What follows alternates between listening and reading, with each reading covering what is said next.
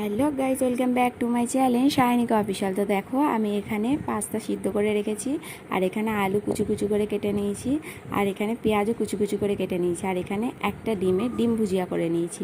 আর এখানে দেখো তেল গরম হয়ে গেছে, তো আমি এর ভিতরে দিয়ে দিচ্ছি পেঁয়াজ কুচিগুলো। তো পেঁয়াজ কুচিগুলো দিয়ে আমি ভালো করে নেড়ে নিচ্ছি। তো দেখো আমি ভালো করে নেড়ে নিলাম। তো নেড়ে নেওয়ার পর এর ভিতরে আমি দিয়ে দিচ্ছি আলু কুচি। তো দেখো আমি আলু কুচিগুলো দিয়ে দিলাম।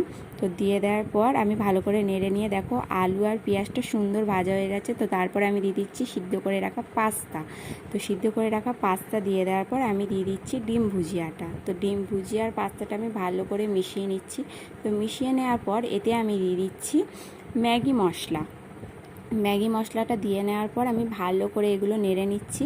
নেড়ে নেওয়ার পর দেখো আমি খুব সুন্দর করে মিশিয়ে নিলাম ম্যাগি মশলাটা। তো ম্যাগি মশলাটা মিশিয়ে নেওয়ার পর আমি এতে দিচ্ছি টমেটো সস। তো